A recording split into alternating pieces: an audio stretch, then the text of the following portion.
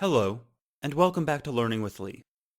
In today's episode, we are going to examine the copy constructor, as well as also the assignment operator. And we're going to examine these not only today, but also tomorrow. And that is because there are some very important and unique features to understand with how you have to copy items around if you want it to be done in a polymorphic manner. So if I want to create a new weapon using this pointer here, which, while it's a pointer to a weapon because of the type here, it only sees it as a pointer to an item. So if I want to end up doing that using virtual copy methods, it's going to be fairly unique for how I have to do that.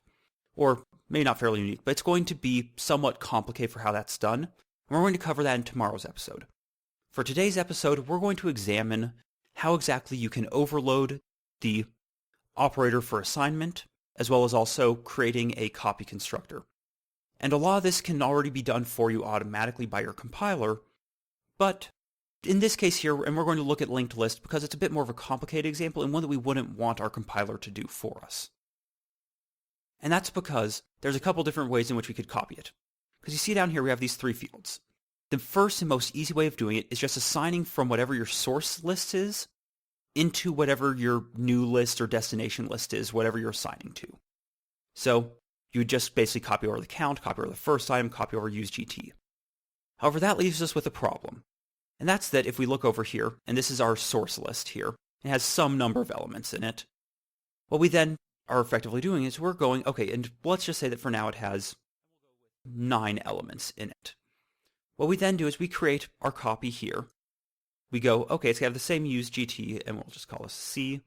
It has 9 elements in it. And it points to that same location in memory, to that same first link. Now let's say that I end up using one of these two's insert operations, or insert methods that we've already declared over in here.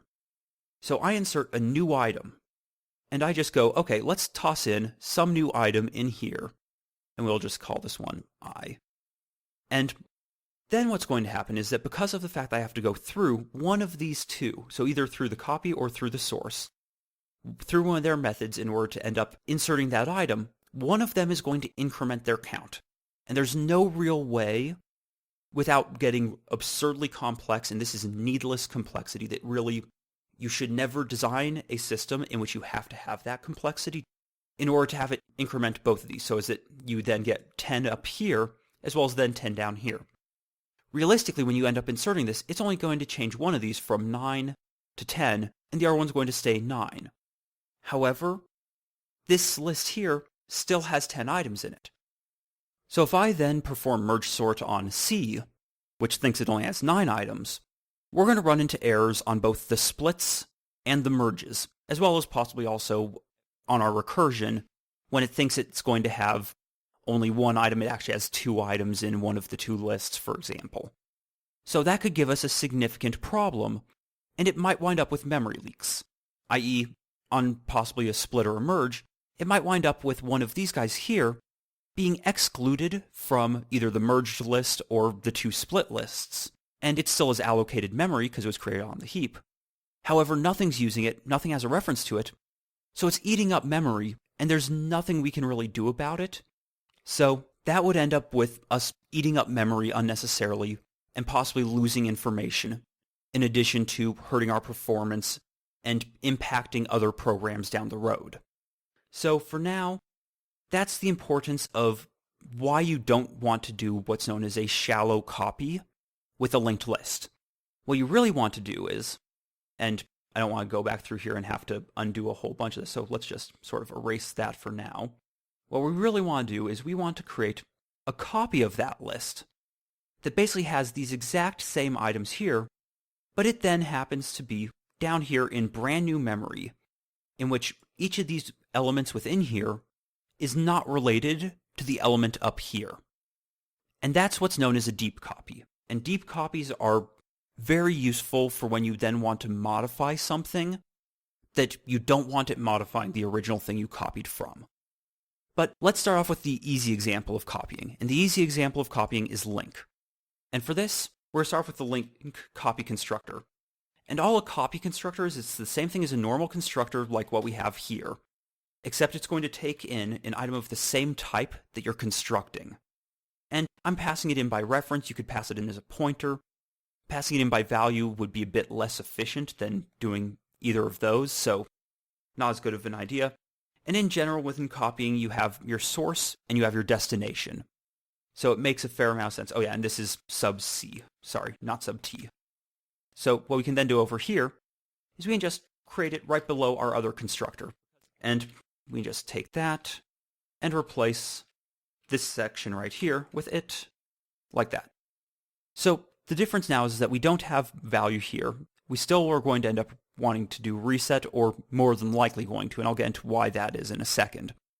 So what we do is we have our item, and we want it to be equal to the source's item. So we copy our source's item, and then the question is what do we do with next item and previous item? And the answer for that is let's head up here. When we're copying this over from one link here into a copy link here, what we're going to look at doing for this is if these are pointing to next and previous, and this is a direct shallow copy of link, so it has the same value v in it, and then it has the same pointers. The problem then is that let's say that I'm iterating along this list up here, and I'm going, okay, this item here, get to it, go to its next item L, go to its next item N, and so on and so forth. The fact that C is able to point to P and N makes it look like it happens to be a part of this list up here, even though it is not accessible from that list. So it looks like it's in a list. So realistically, we don't honestly want to put it in that list. I mean, you could arguably say, well, we just change these to point to here, and same thing for here, but then we'd wind up with the same problem with L, in which we'd go to P, it would point to C, and that would point to N, and vice versa, and then we would never be able to actually access L from P or N, and it would basically be gone from our lists. So that's something we don't want to do. Instead, what we would rather do is, rather than all of that, we just would like to have it be in a list with itself, with nothing else, just by itself. So we're just going to use reset, since that's what we had originally created reset to do for us. And that's all we actually have to do for this one. So the next thing is the assignment operator. And the assignment operator is a little bit different in terms of how we're going to have it implemented.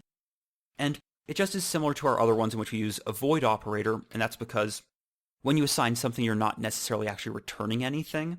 You're just storing something in something else.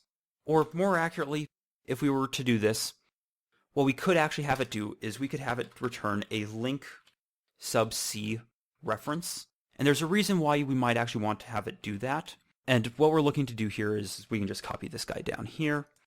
And the reason is that if I do something along the lines of A equals B equals C, which you can actually do in this. So if I did something like int A equals B equals, and we'll just go 0, this would be valid if I had already declared what B was to be an integer, such as if I did int B up here. As you can see, it's not giving me any errors now. It allows you to actually do that. And that means that from this operation here, it needs to return an integer so that then A can be assigned to it. Because basically the order of operations is that it does this. So as it B becomes 0, it does this return from it, and then it ends up assigning that to A. So that's why in general for this one here, it makes a lot of sense to have it do this. You could say that's void. However, then you would run into problems of doing those multiple equals. You might not want people to be allowed to do that, but people might complain or get annoyed that you are limiting them for that. But for now, let's just do this, and it's easy enough to do anyways, because all we're going to end up doing is down here, we're going to end up returning our source. But we also need, of course, this for our correct namespace, as well as we also need our templating. And that, of course, goes at the very beginning here. And then this will end up working correctly. But now we need to actually do the copying. And the copying is actually pretty much the same. It's not quite the same. It's nearly the same. So let's just copy this down to here, in which we copy over the item and then we reset it. The difference, though, is that let us suppose that C is already in a different list. So within here, we've got something over here. Well, I'll just call it A. I've got another guy over here. We'll just call it B. And C's in a link with A and B. if I then copy it and make it in its own list, but A and B are still pointing to it, then I'll never be able to get, if I'm iterating over this list, say in this direction here, I won't be able to go from A to B anymore. I'll be able to go to A to C, and it'll loop back on itself, and it'll keep looping on to itself, and that'll be a problem. Same thing for if I go from B. I'll end up at C, I'll go back to C, I'll go back to C, I'll go back to C, and so on and so forth, and never reach A. So all of a sudden, we've broken our list. So what we're instead going to do is we need to mend the list, and thankfully we already have something for that. And that happens to be, if we head up here, that's remove links. And we're just going to use that in place of reset. And the reason we're using that in place of reset is that it calls reset down here at the end, so as it ends up dealing with that for us. So that's all we have to do for that portion of it. Now we can move on to our linked list copy constructor. And once again, this is going to be very similar to what we've already done before. So we have in our linked list, it itself is going to take in a linked list of type T, and it's going to be, and we can just call this once again our source. And that's all we need to do for that portion of it. So then in here, we can create our constructor once again.